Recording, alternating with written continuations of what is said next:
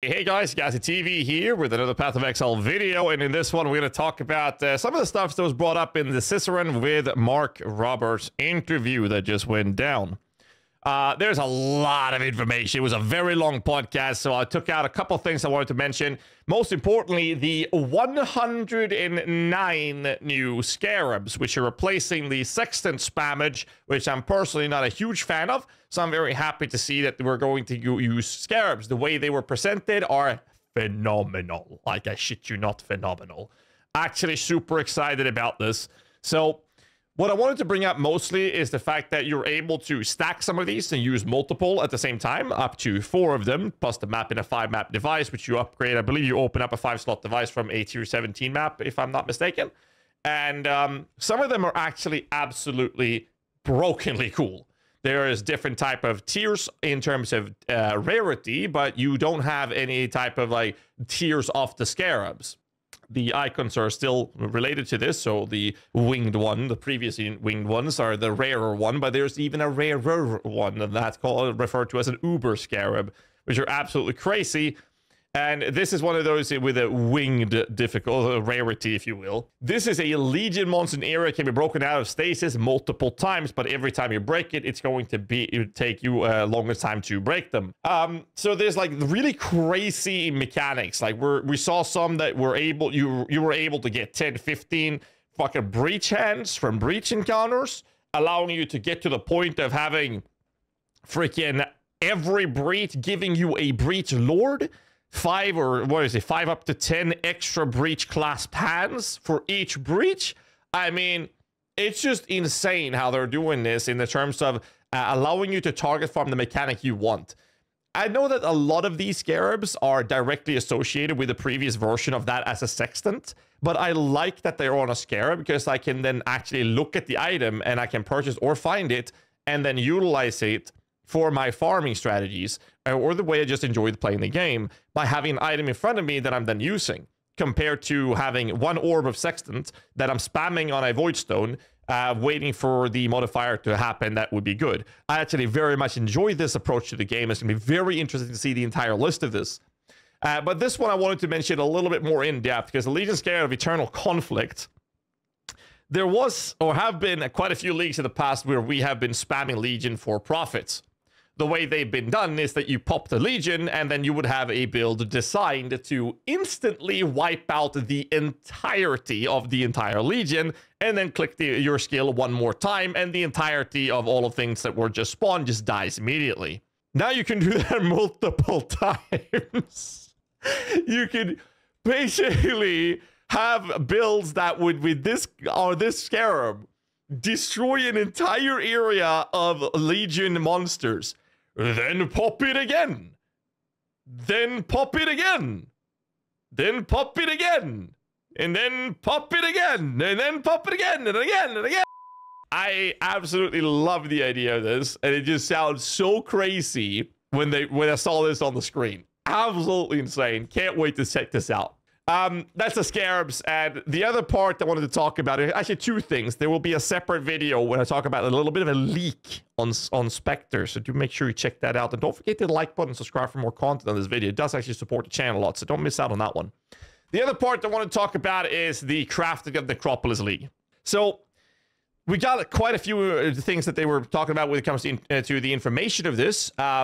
We could have, you know, what did it say, 100 graves that we can craft with, and this number here, 27, is about 60 something, is what Mark said. So we can store up to 60 crafts before we plant them in the tombs, if you will. You can itemize them if you want to, buy or sell them as well on the market.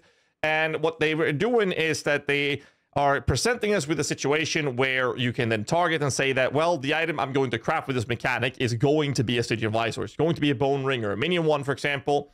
There were some crazy cool modifiers like fracturing, and these things stack. I think it was 25% for a modifier to be stacked.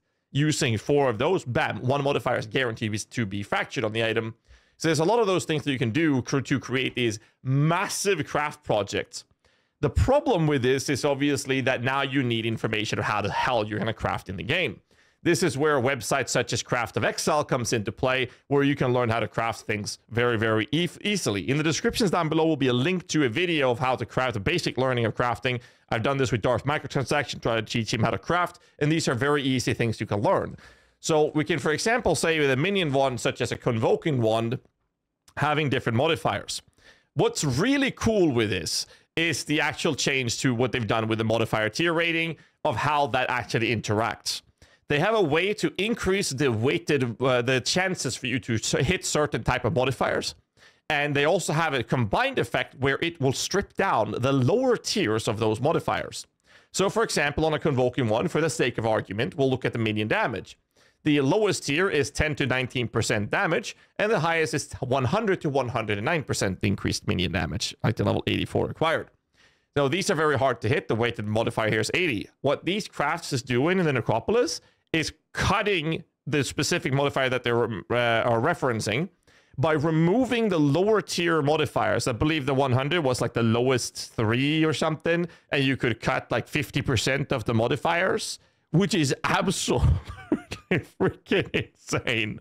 So we have modifiers such as the highest tier of physical damage, for example. If you can cut half of this, suddenly you only have very, very high tiers to hit. So the bottom half can literally be gone from the list of crafting.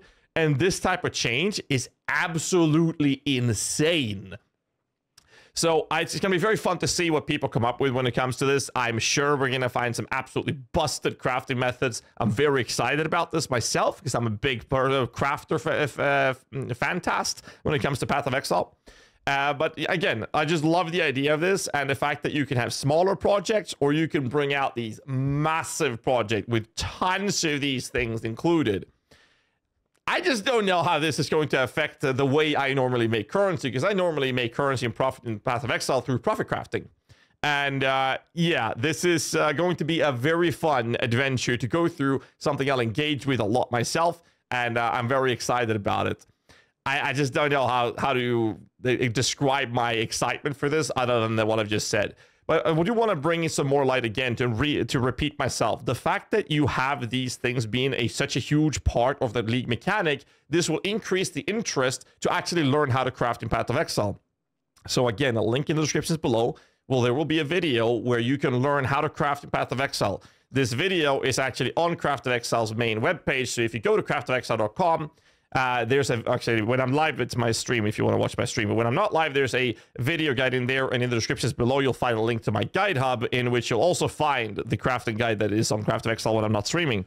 And in here, you'll find a literal 40-minute long video going through basics of crafting. There are written guides associated with this as well, where you can learn how to craft in written format if you prefer to have an easier time reading up on how these things work.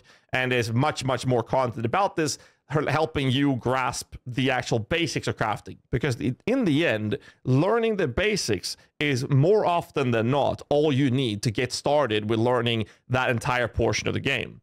I will say this though, when it comes to crafting in Path of Exile, is once you have learned how to craft, even the basics, it opens up a whole new world of how to play Path of Exile. If you had fun playing the game and you didn't know how to craft, trust me, you're gonna love the game even more when you learn how to craft. It opens up this whole new world of things to experience and engage with.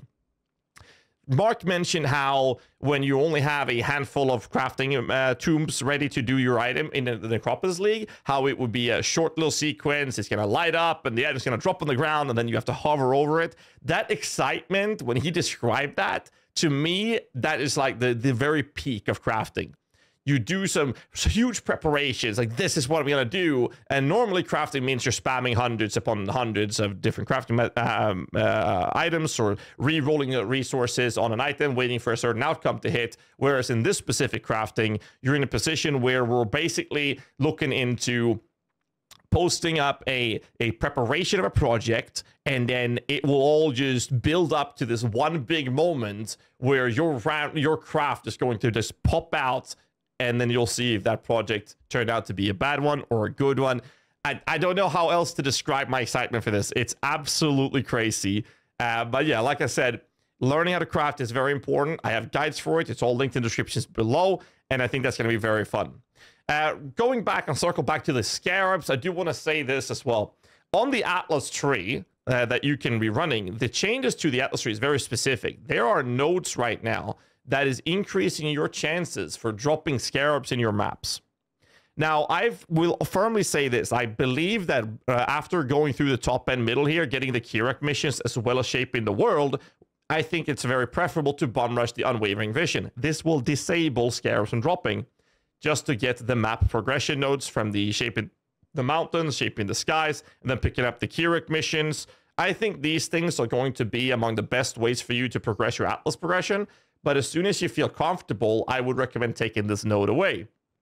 I will probably get to this point of the tree, and when I have this, and I have another 8 points, I will then respec it, I will remove this, and then have these nodes wasted. And the reason for that is to make sure that I start dropping scarabs, because of the fact that some of them can actually be very attractive, for especially for group play, or magic finding, or target farming in general, but also for my own personal preferences of actually using the items. So that is my current iteration of what I'm planning to do with the scarabs, and how I'm going to use and play around with the league mechanic as well. But again, let me know in the comments below how excited you are, or if you're not, for the Necropolis League 3.24. And good luck on the league launch. Hit the like button on your way out, and don't forget to subscribe for more content. So till next time, as always, stay safe and keep rocking.